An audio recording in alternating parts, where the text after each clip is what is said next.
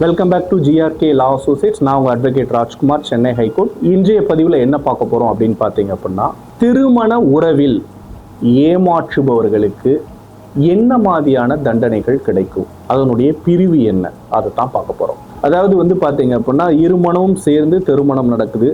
அந்த ரெண்டு பேரும் பார்த்தீங்க அப்படின்னா இல்லற வாழ்க்கையில் வாழ்ந்து அவங்களுக்கான ஒரு சந்ததிகளை பெற்றெடுத்து அந்த குழந்தைகளை நல்லபடியாக வளர்த்து ஆளாக்கி அவங்கள படிக்க வச்சு அவங்களுக்கான தேவைகள் எல்லாத்தையும் பூர்த்தி பண்ணி தன்னுடைய வாழ்க்கையை பார்த்தீங்கன்னா இல்லற வாழ்க்கையை நிம்மதியாக வாழ்கிறதுக்கு பேர் தான் திருமணம்.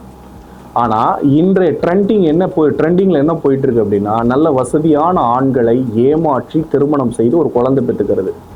அதுக்கப்புறம் என்ன பண்ணுறாங்கன்னா, அந்த குழந்தையை தூக்கிட்டு அம்மா வீட்டுக்கு போயிடுறது. அதாவது கணவன் வீட்டிலேருந்து பார்த்தீங்க அப்படின்னா எவ்வளவு அடிக்க முடியுமோ அவ்வளவும் அடிச்சுக்கிறது. பணமாக இருக்கட்டும், நகையாக இருக்கட்டும், காசாக இருக்கட்டும், கணவன் வீட்டில் இருக்கக்கூடிய எல்லா விஷயங்களையும் எடுத்துக்கிட்டு இந்த விஷயம் கணவனுக்கு லைட்டாக தெரிய ஆரம்பிச்சிருது, கணவனுடைய வீட்டில் தெரிய ஆரம்பிச்சிருது அப்படின்ன உடனேயே அந்த கணவன் மேலே பார்த்தீங்கன்னா இல்லாத பொல்லாத பழியெல்லாம் சுமத்தி அவர் அப்படி இவர் இப்படின்ற மாதிரியான கதைகளை கோர்த்து அதுக்கப்புறம் தான் மேலே உள்ள திருட்டு பத்திரம் வெளியே தெரியாமல் இருக்கிறதுக்காகவும் தான் செஞ்ச தவறுகள் வெளியே தெரியாமல் இருக்கிறதுக்காகவும் அவரை பற்றி வெளியில் பொய்யான புகார்கள் எல்லாம் கொடுத்துட்டு தன்னை நல்லவராக மெய்ப்பிப்பதற்காக போராடக்கூடிய நிறைய மனைவிமார்கள் இருக்காங்க. சரிங்களா? என்னடா நான் எப்பயுமே பார்த்தீங்க அப்படின்னா ஆண்களுக்கு மட்டும் பேசுகிறேன் அப்படின்னு நினைக்காதீங்க. இப்போ நடக்கக்கூடிய நிறைய நீங்கள் பார்த்தீங்க அப்படின்னா ப்ரோக்ராம்ஸ் எடுத்து பார்த்தீங்கனாலும் சரி, நிறைய பெண்களுக்கு ஆதரவாக இருக்கக்கூடிய அட்வொகேட்ஸ், எங்கள் மாதிரி அட்வொகேட்ஸ், லேடிஸ் அட்வொகேட்ஸ் இருக்காங்க பார்த்தீங்களா, அவங்களே கூட பார்த்தீங்க அப்படின்னா இன்னைக்கு திருமண உறவில் மிகப்பெரிய பிரச்சனையாக இருப்பது யாருன்னு கேட்டீங்க அப்படின்னா பெண்ணும் பெண் வீட்டாரும் தான். இதுதான் ரொம்ப முக்கியம் அப்படின்ற மாதிரியான விஷயத்த பல நிகழ்ச்சிகளில் வெளிப்படுத்தியிருக்காங்க. நிறைய கோர்ட்டில் இருக்கக்கூடிய தீர்ப்புகளும் அந்த மாதிரி தான் வந்திருக்கு. அதாவது பையன் சேர்ந்து வாழ விருப்பப்பட்டாலும் அதை தடுக்கிறது பெண்ணும் பெண்ணுடைய தாயாரும் தான் இருக்காங்க அப்படி.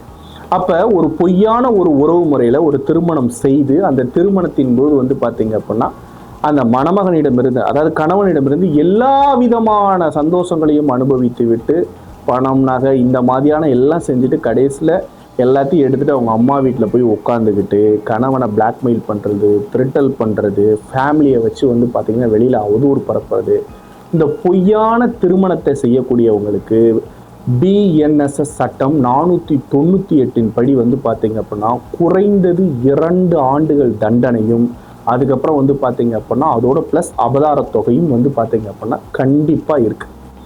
ஏன்னா பெண்களுக்கான சட்டங்கள் நிறைய இருந்துச்சு. நான் பதிவில் சொல்லியிருப்பேன், ஒரு வரதட்சணை அந்த ஆக்ட் கூட சொல்லியிருப்பேன்.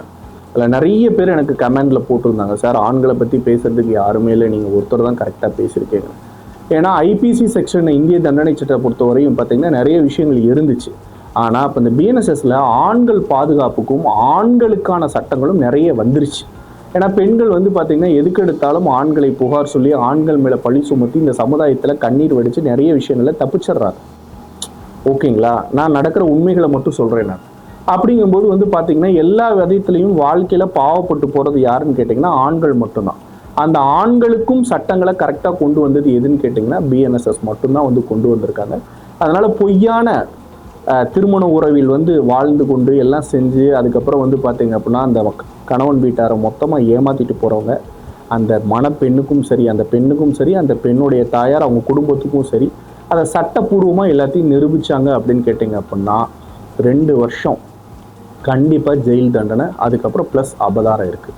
சரிங்களா? மீண்டும் ஒரு நல்ல பதிவில் உங்களை சந்திக்கும் வரை உங்களிடம் விரைவது அட்வொகேட் ராஜ்குமார்.